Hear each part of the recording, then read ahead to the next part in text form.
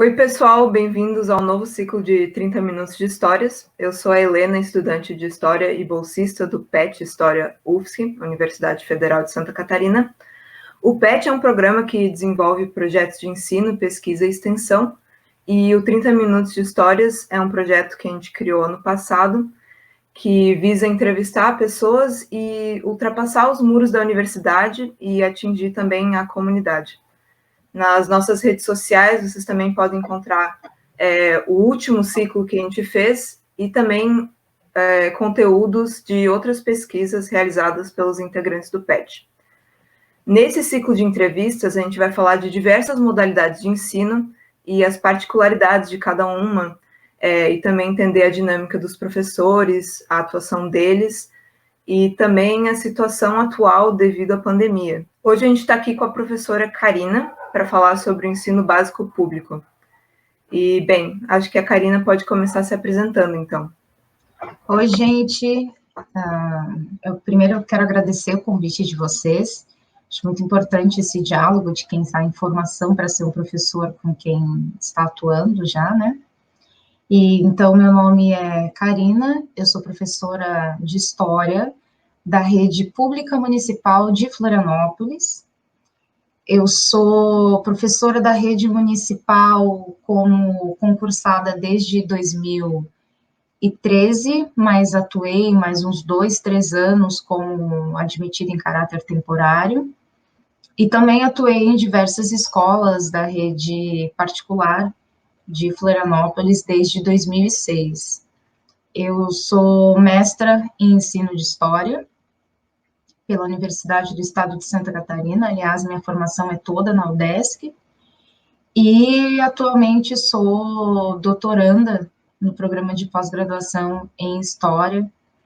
Na minha dissertação, eu estudei, como é sobre ensino de História, eu fiz uma proposição de um material para o ensino de História e Cultura Africana e Afro-Brasileira para a educação de jovens e adultos, porque à época eu coordenava um dos núcleos da EJA no município, coisa que fiz durante 4 anos e meio, até sair para a licença de doutoramento. E da dissertação resultou esse material aqui, que eu transformei em livro, para acessar um número maior de professores, mas também está disponível na página do programa Prof. História, dentro da UDESC, da página da FAED UDESC. Mais ou menos isso. E sou professora na escola Donice Maria da Costa, uma escola que atende a comunidade do Saco Grande, mais ou menos nas imediações do Floripa Shopping, para quem conhece a cidade de Florianópolis, em direção ao norte da ilha. Acho que para iniciar, então, seria interessante falar sobre sua experiência anterior ao ensino básico público. Acho interessante falar, então, sobre a EJA, se quiser falar um pouco disso. Bom, a educação de jovens e adultos, ela é uma modalidade que faz parte da educação básica, porque a EJA, ela vai atender estudantes a partir dos 15 anos que, por alguma trajetória de sua vida, não completaram o ensino fundamental. Então, essa é uma característica da EJA, da rede municipal. Nós atendemos a partir dos 15 anos, porque o município tem a responsabilidade de oferecer o ensino fundamental, ou seja, até o 9º ano, o que a gente antigamente chamava de 8ª série.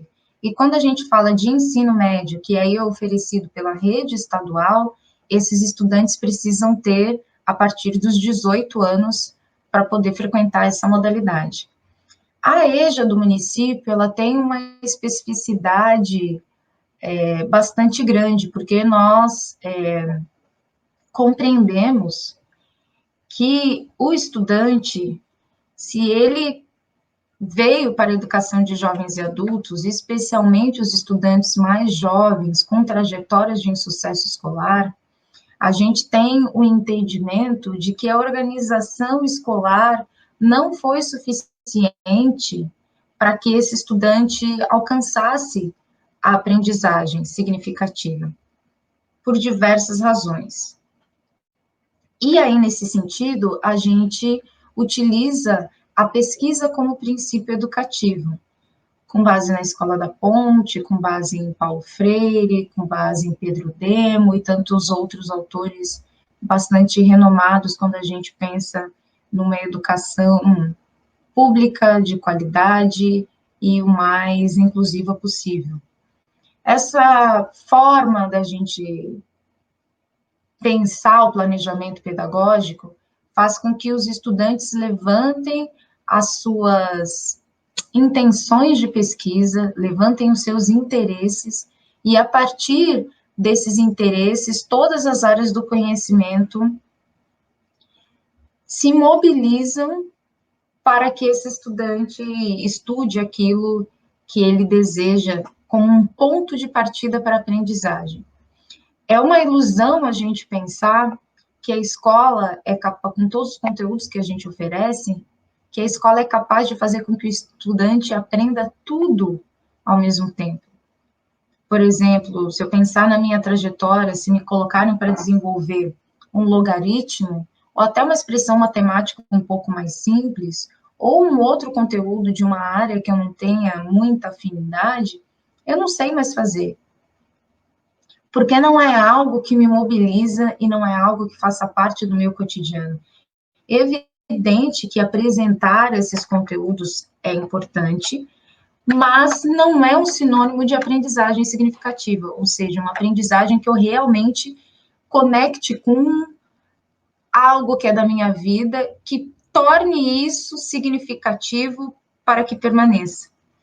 Então, a partir deste interesse, a gente acredita que há uma maior possibilidade da construção desse tipo de aprendizagem. Então, esse estudante levanta uma problemática de pesquisa, nós abrimos um mapa de pesquisa, e em reuniões dos professores 2 vezes por semana, são pensadas estratégias para melhoria do letramento desse estudante, seja o letramento, quando a gente pensa de fato nas letras da língua portuguesa, ou seja, o letramento matemático, e isso como uma responsabilidade de todas as áreas. Então, toda a equipe dos núcleos da EJA conta com um corpo de professores, assim como a escola de 6º a 9º ano, que a gente chama de uma escola seriada, né, ou anuada hoje em dia, mas a gente se organiza de um modo diferente e coloca esse estudante como protagonista do processo de aprendizagem. Então, os professores atingem esse estudante através daquilo que ele se mobiliza como interesse. É só uma organização diferenciada para a gente atingir um objetivo, que é a aprendizagem do estudante e um deslocamento do professor do papel de protagonista. Não sou eu que decido que ele vai estudar em história como ponto de partida, e sim ele. Eu acho muito interessante ouvir sobre como funciona a EJA, porque eu sinto que nas nossas aulas de educação e também nas outras disciplinas, a gente foca bastante em apenas o ensino básico público, assim, não entendendo sobre todas as modalidades de ensino, tanto que acho que um dos motivos pelo qual a gente está fazendo essas entrevistas é para realmente entender como funciona o ensino de história nessas outras modalidades. Então, realmente tem essa diferença entre o que a gente aprende na teoria e o que a gente realmente vai praticar depois nas escolas, na prática, né? A gente percebe bastante isso. Como eu fui coordenadora de núcleo, eu recebi alguns grupos de estudantes de estágio, isso de história ou de outras licenciaturas, e a gente percebe esse distanciamento da universidade do que é a prática neste aspecto, né? Porque esses estudantes chegavam com uma sede de passar uma série de conteúdos e as necessidades daqueles estudantes naquele momento não eram essa. Então, a gente percebia um choque e percebia também como se o chão desses estudantes tivesse sido deslocado e eles precisassem se reorganizar, o que faz parte da trajetória de um docente quase que diariamente. Tu comentou também que tu está fazendo doutorado atualmente. Não sei se tu quer falar um pouco mais sobre isso, já que tem a ver com o ensino de história e Sim. A educação e cultura afro-brasileira. Exatamente. Eu me formei em 2005 E fui para a sala de aula para ver, com 22 anos, para ver se era isso que eu queria fazer na minha vida mesmo, né? E à medida em que eu mergulhava na sala de aula, com os horários cada vez mais cheios, com uma rotina cada vez mais relacionada às coisas da escola, esse fazer do ensino, muita correção, muita atividade para preparar, uma carga horária significativa para que a gente possa ter um salário razoável. Então, era um processo de que quanto mais eu mergulhava nesse universo da prática do ensino de história na escola, mais eu me afastava da academia, não por uma ausência de vontade minha, mas por uma incompatibilidade de horários. Se a gente for pensar, as aulas da pós-graduação, em grande medida, elas acontecem durante o dia. E a maioria das aulas disponíveis para o nosso trabalho também acontecem durante o dia. Então, conciliar isso é bastante complicado na medida em que você precisa se prover, se sustentar, então a pós-graduação ela vai se afastando. Em 2014, eu já era coordenadora da EJA, de um dos núcleos da EJA, e lançaram um programa chamado Mestrado Profissional em Ensino de História. E esse, na verdade, em 2014 mesmo. E esse mestrado profissional era pensado para professores que estivessem na atuação na educação básica, né? Tanto rede particular quanto rede pública. E ali eu vi uma oportunidade de colocar para dialogar aquilo que eu vivia e voltar a ouvir aquilo que a universidade dizia, porque o mestrado, ele tem tinha uma ProTem, né? É um programa que continua acontecendo, agora, em função da pandemia, eu acredito que a turma deste ano, a seleção desse ano não vai acontecer, mas é uma prova unificada, formulada pela Federal do Rio de Janeiro, em que a gente entra sem a necessidade de um projeto. E isso é um diferencial imenso, na medida em que, em função da gente estar em sala de aula, a gente não consegue fazer uma disciplina como aluno especial, para voltar a conversar com professores, para pensar a estruturação de um projeto. As duas coisas para se conciliarem é um processo muito difícil de acontecer. Então, o mestrado profissional veio com uma prova unificada, em que nós estruturaríamos a sequência da pesquisa dentro do programa. Então, eu entrei na primeira turma do mestrado profissional, eu dialoguei com uma turma incrível de professores do estado inteiro e professores do Paraná, essa era a composição da minha turma, e tive a oportunidade de desenvolver um material pensando nas necessidades da educação de jovens e adultos e aquilo que eu ouvia dos colegas professores, das suas limitações para o ensino de história e cultura africana e afro-brasileira. Então, nesse sentido, o material foi formulado pensando os últimos 5 anos, né, na época de 2010 a 2015, as problemáticas de pesquisa mais frequentes levantadas pelos estudantes no núcleo em que eu atuava, e a partir daí, proposições para que os professores desenvolvam as suas ações docentes na educação de jovens e adultos. No fim das contas, ficou um material para a educação básica, e boa parte dos meus colegas que tiveram interesse no livro nem são professores da EJA. Isso é porque ficou um material que dá para dialogar com a educação básica por inteiro.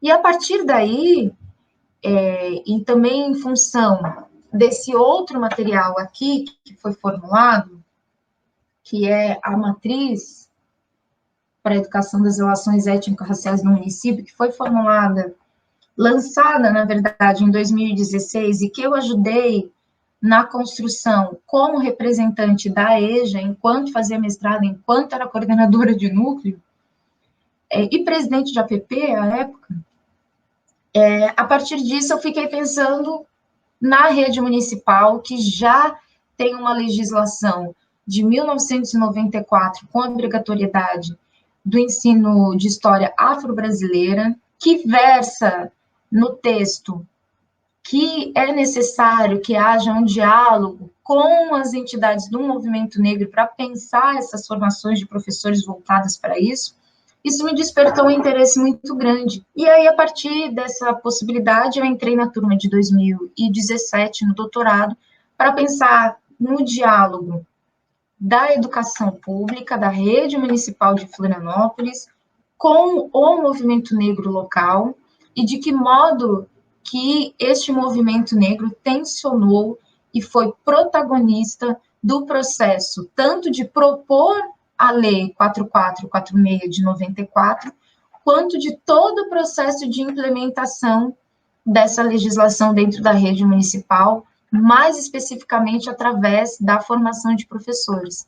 Então, é isso que eu estou estudando no doutorado, o protagonismo deste movimento negro local, e tenho tomado contato com trajetórias belíssimas de mulheres que eu já conhecia, mas que não conhecia suas histórias, apesar de ter um certo contato com boa parte dessas mulheres. Então, tem sido um processo de descobrir que esses passos vêm de longe, dentro da rede municipal, e que a atuação que eu desenvolvo é possível porque outros tantos fizeram isso primeiro e abriram caminho para que eu pudesse, inclusive, virar uma estudante de doutorado e participar de uma proposição da primeira ação afirmativa na pós-graduação em nível nacional. Eu fui fui uma estudante de doutorado que participou de um programa de mobilidade acadêmica, o programa de mobilidade Abdias Nascimento, em nome dos maiores militantes desse país, né, por políticas de ação afirmativa, e eu pude desenvolver parte do meu doutorado na University of Florida, na cidade de Gainesville, na Flórida, junto à professora Tânia Saunders, e foi uma experiência incrível que eu vou carregar para a minha vida inteira.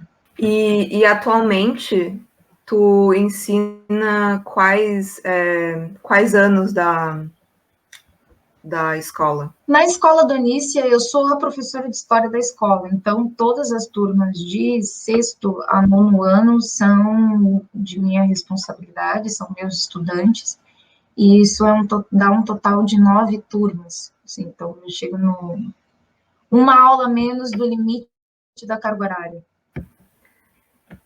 E como que estão sendo as atividades atualmente, devido à pandemia? Como que os alunos aprendem? É formato online? É por material? Como que está sendo? Então, a comunidade do Saco Grande é uma comunidade com bastante estudantes, né, com bastante famílias, com dificuldade de acesso à internet, e num estágio, né, de vulnerabilidade que a gente precisa considerar para fazer essa análise. Então, são estudantes que as famílias trocam de telefone, né, de número de telefone com uma frequência bastante considerável, e que não há uma disponibilidade de aparelhos de telefone ou de computadores para que os pais utilizem e os filhos utilizem nos seus processos de aprendizagem. Geralmente, os aparelhos telefônicos são os aparelhos dos estudantes, né, dos pais desses estudantes. Então, a comunidade, em função das limitações, inclusive, de conectividade, a gente tem desenvolvido atividades em papel, né? Então, em reuniões semanais, os professores se organizam e dialogam para a construção de atividades, e esses estudantes iam à escola, né? Nós entramos num período de greve, mas vão à escola para que busquem essas atividades, e na medida em que eles busquem a próxima, semanalmente, e a partir desse ano nós organizamos quinzenalmente, busquem as atividades e entreguem as atividades anteriores. Então, a gente dialoga, e agora a prefeitura disponibilizou, na verdade, chips, né, para esses estudantes de internet, para nós, professores também, para que a gente, e era uma prática já do ano passado, a gente usando os nossos números particulares mesmo, porque não dá para esperar o poder público viabilizar algo que é urgente. E aí a gente criou grupos de WhatsApp, e a partir desses grupos os recados eram enviados, os estudantes tiravam dúvidas, e também por e-mail. A gente não consegue ainda organizar esses momentos online através do Google Class, ou, enfim, programas semelhantes ainda. Mas nós estávamos agora em processo de organização de horários por turmas, com coordenação pedagógica e os professores de área, para que a gente tivesse um momento maior de interação. E nesse contexto de pandemia, qual ou qual pode ser o papel do ensino de história? Acho que a primeira coisa que a gente tem que levar em consideração é que o ensino de história, ele tem um objetivo de fazer esse estudante pensar sobre a realidade dele, fazê-lo compreender que ele é um sujeito histórico e que ele está em constante transformação da realidade, né? Ele transforma a realidade e a realidade o transforma. E isso é um processo dinâmico e rápido para algumas coisas e muito lento para a relação das mentalidades. Portanto, a gente não ignorou, primeiro, algo que a escola... A Donice é uma escola que tem um polo de educação de jovens e adultos. E boa parte dos professores dialoga, a gente tem uma convivência bastante interessante, bastante produtiva e bastante saudável com os colegas da educação de jovens e adultos. A gente entende que eles são profissionais da escola também, e os espaços são divididos porque nós estamos ali por um único objetivo, a aprendizagem desses estudantes, né? E a permanência desses estudantes na escola. Portanto, a gente pegou aquilo da EJA que interessa, né? A possibilidade da gente ter um maior diálogo na produção das atividades. E nós, ao longo do ano passado, mais especialmente, porque agora a gente está no processo de retomada diagnóstica, para ver os conceitos que esses estudantes conseguiram absorver ou não, para partir dali por diante, nós estruturamos uma série de projetos coletivos que dialogavam com a realidade. Então, por exemplo, o último projeto que a gente desenvolveu, a gente pegou aquela música maravilhosa do Emicida, Amarelo, e pensamos no esperançar, porque a gente percebeu que esses estudantes estavam com uma agonia muito grande, né, inclusive com o desenvolvimento de processos depressivos, e não só eles, mas também o corpo docente, uma agonia muito grande diante da nossa impossibilidade de atuar diante dessa realidade, a nossa impossibilidade de abrir a escola, a nossa necessidade de estar em casa para manutenção da nossa saúde. E a partir dali, nós desenvolvemos uma série de atividades, foram 10 atividades a partir desse projeto, em que nós pensamos, por exemplo, eu desenvolvi atividades pensando em pessoas que atuaram para a transformação da realidade. Então, eu fui atrás de personagens locais, personagens que estavam aqui próximos deles, né? Gente da cidade, gente do estado, gente que faz trabalho de formiguinha, pensando no todo, mas que é absolutamente transformador, próximo daqueles que estão na sua comunidade, né? Então, o diálogo com a história e cultura africana, afro-brasileira e indígena foi constante, não só da minha parte, mas também dos meus colegas, porque o cumprimento da Lei 10.639 e da 11.645 é uma responsabilidade de todo mundo. E o ensino de história, ele não pode fechar os olhos à construção de cidadania, que também é o objetivo da educação básica. Então, a gente procurou dialogar com aquilo que é do conteúdo, de sexto a nono ano, mas também ser flexível e sensível para aquilo que esses estudantes trazem de necessidade. Que educação é essa que não pensa no sujeito? Ela precisa dialogar com esse sujeito, inclusive para ser significativo. Queria abrir, então, agora para tu poder fazer uma fala final, caso queira mencionar mais alguma coisa que a gente não falou. Tu mencionou também sobre a greve dos professores atual, né, e o que isso tem a ver com a pandemia e tudo. Então... Bom, a nossa greve não é uma greve de mobilização salarial, é simplesmente uma greve pela vida, essencial é a vida, e a gente entende que as escolas, neste momento, não têm condição, inclusive estrutural, de abrir as portas para receber os estudantes. Para vocês terem ideia, a escola onde eu atuo está com um problema estrutural no teto da cozinha e que pode vir a ruir a qualquer momento, né? Então, como é que a gente vai receber os estudantes sem oferecer alimentação para esses estudantes, por exemplo, né? Como é que a gente vai receber os estudantes, sendo que a escola até semana passada, que era o objetivo das escolas estarem abertas, não está com qualquer estoque de EPI e com apenas 15 litros de álcool gel para receber 11 turmas em 2 turnos. Então, fica bastante complicado a gente receber esses estudantes e colocar em risco a nossa saúde e a saúde da comunidade também.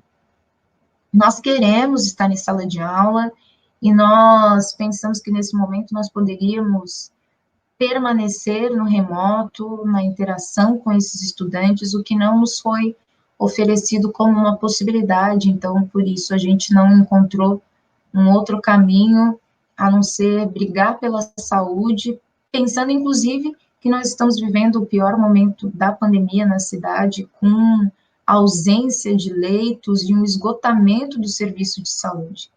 Então, se alguém ficar doente, nós vamos nos somar a esse número gritante de pessoas que perderam a vida. Nós e os nossos estudantes somos os amores das vidas de outras pessoas. Então, aprendizagem a gente retoma e a vida é o bem mais precioso que a gente tem. Então, por isso, eu aproveito, inclusive, já deixa para me despedir, agradecer o convite, espero que eu tenha conseguido passar alguns elementos da realidade docente da rede pública, especialmente da rede pública municipal, e deixar um convite também para vocês me acompanharem no Instagram, é Karina com C, Santiago 83, e lá eu tenho me permitido trocar algumas ideias com quem me acompanha sobre não só o ensino de história e cultura africana e afro-brasileira, mas também sobre o racismo que estrutura e é estruturante das relações no nosso país, infelizmente. Muito obrigada. Bom, a gente chegou no final da nossa conversa. Quero agradecer à professora Karina por se disponibilizar para falar um pouco sobre esses assuntos de história, sobre a situação atual dos professores devido à pandemia. E quero convidar novamente quem estiver assistindo para acessar nossas redes sociais do PET. Nosso Instagram é @PETHistoriaUFSC e o YouTube tem o mesmo nome. Tanto no Instagram quanto no YouTube, tu pode assistir os episódios do ciclo passado e também a gente vai estar postando os do ciclo atual. E no Instagram também tem um link para acessar os outros conteúdos de outras pesquisas que a gente também faz no PET. No próximo episódio, a gente tem como convidado o professor Eduardo Gomes, do Colégio Aplicação. Espero que vocês tenham gostado. Tchau, Karina. Obrigada novamente. E tchau, pessoal.